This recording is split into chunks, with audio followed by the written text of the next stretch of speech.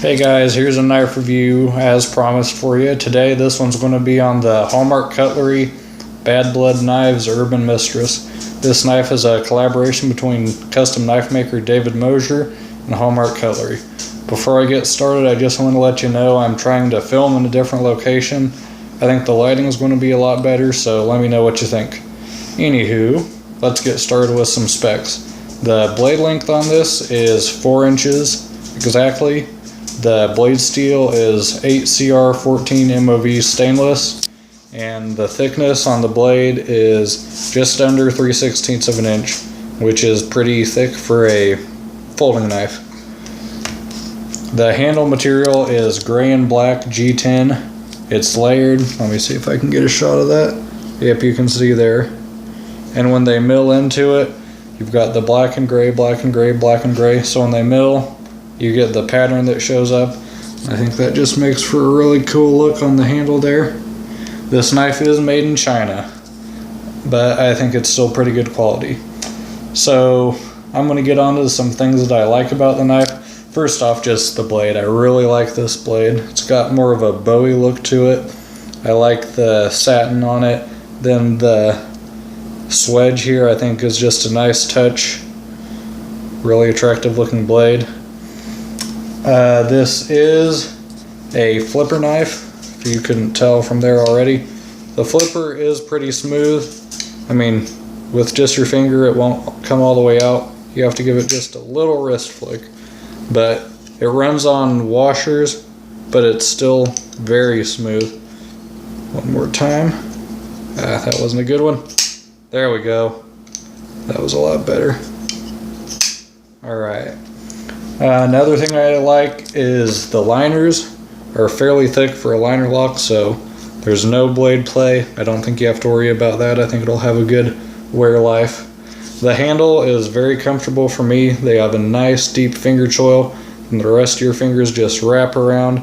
It's real comfortable. This is a pretty good sized handle. I wear large gloves, and I still have a little bit of extra room if I needed to. You can choke back on it to give you a little more reach.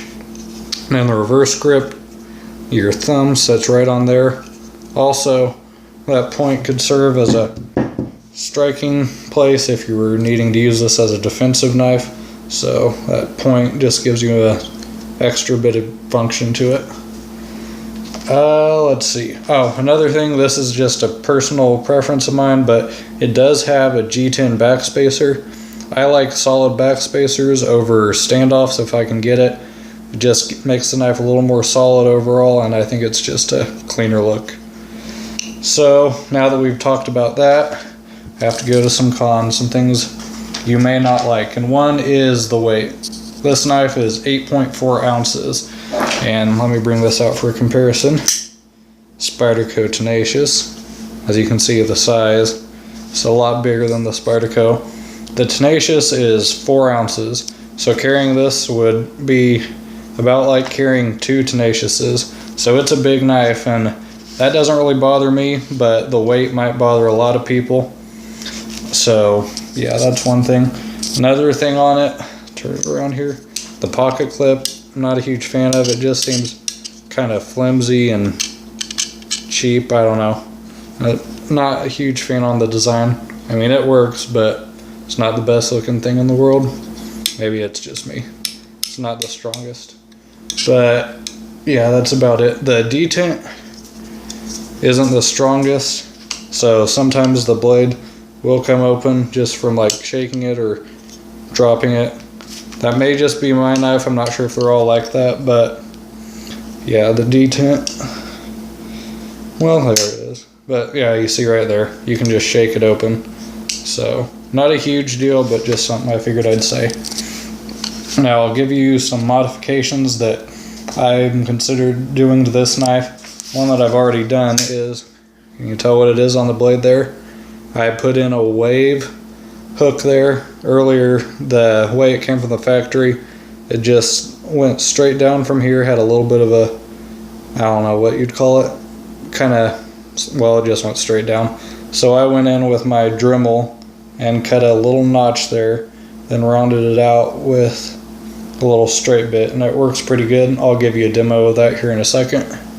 But another thing you might do is you can take the scale off. You've got screws there, and then you'll just be down to the liner.